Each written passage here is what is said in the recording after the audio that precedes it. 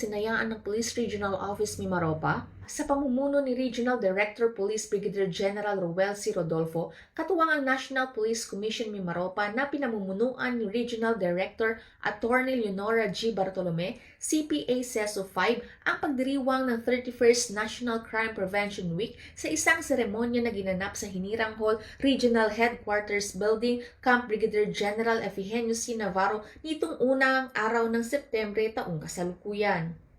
Ang nasabing aktibidad ay isinabay sa tradisyonal na Monday Flag Raising Ceremony na may temang pinalakas na pamahalaang lokal para sa ligtas na pamayanan, pagpapatibay ng mga programa sa pag-iwas sa krimen sa ilalim ng Community Service-Oriented Policing.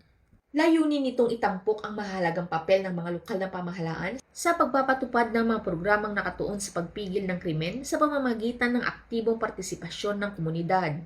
Binigyang parangal sa naturang pagtitipon sina Police Major Florante M. Sugian II, Hepe ng Pola Municipal Police Station Oriental Mindoro Police Provincial Office at Honorable Jennifer M. Cruz, Punang Bayan ng Pola Oriental Mindoro. Kinilala ang kanilang matatag na suporta at dedikasyon sa programang Pulis ng Pulenyo, Ulat ng Bayan, isang inisyatiba sa ilalim ng CSOP framework na nagsusulong ng pagkikilahok ng mamamayan sa pagpapanatili ng kapayapaan at kaayusan.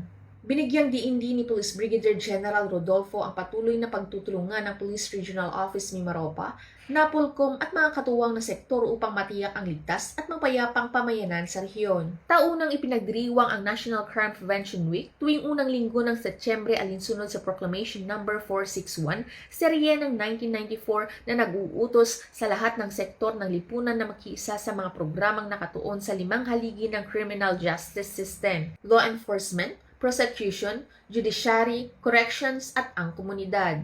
Ang pagpapatibay ng crime prevention initiatives ay nakapaloob sa Enhanced Management of Police Operations or EMPO alinsunod sa 7-point agenda ng Acting Chief PNP Lieutenant General Jose Melencio C. Nartates Jr., isang hakbang tungo sa mas ligtas na bagong Pilipinas.